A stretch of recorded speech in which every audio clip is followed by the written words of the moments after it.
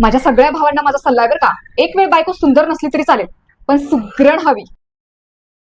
सगळ्यात आधी तर गॅसवर मोठे 2 कांदे भाजायला टाकले. त्यानंतर चिकन स्वच्छ धुवून हळद, धणेपूड आणि मीठ लावून छान शिजवायला ठेवलं. एकीकडे मसाला भाजायला घेतला. मसाल्यामध्ये धणे, खोबरं, फुटाणे, लसूण, 2 हिरव्या मिरच्या आणि हे सगळं भाजून घेतलेलं आहे. त्यामध्ये भरपूर सारी कोथिंबीर. मसाले म्हणजे कालवणाचा प्राण असतो, प्राण.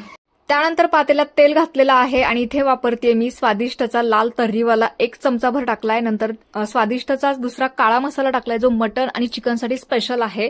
तर हे मसाले ना अगदी गावरान पद्धतीचे आहेत, त्यामुळे मी आता हे वापरायला सुरुवात केलेली आहे. म्हटलं चला तुमच्यासोबत शेअर करूयात. चिकन शिजलेलं आहे. मसाले परतून झाल्यानंतर आपल्याला चिकन त्याच्यामध्ये टाकून द्यायचंय आणि रंग इतका सुरेख येतोय, चव जबरदस्त आहे आणि लगेच तर्री वरती आलेली आहे, बघू शकता. छान अशी वरतून कोथिंबीर पेरून घ्यायची आणि मंद आचेवरती छान शिजू द्यायचं 10 मिनिटं. स्वादिष्ट मसाले टाकल्यावर इतर कुठलेही मसाले टाकायची गरज नाही. आणि आपलं सिक्रेट, कालवण झाल्यानंतर सगळ्यात शेवटी त्याच्यामध्ये 1 चमचाभर तूप घालायचं. टेस्ट 1 नंबर लागते. एकदा नक्की ट्राय करून बघा. इथे आपलं चिकनचं कालवण तयार झालेलं आहे आणि जबरदस्त असा रस्सा झालाय. तरी तर बघा तुम्ही, 1 नंबर झालेली आहे. रंग. आपलं चिकन आणि मटनची थाळी ना सगळ्या हॉटेलला मागे टाकते बरं का. माहितीये, रेसिपी बघून तुमच्याही तोंडाला पाणी सुटलेलं आहे, त्यामुळे आत्ताच स्वादिष्टचे मसाले ऑर्डर करा.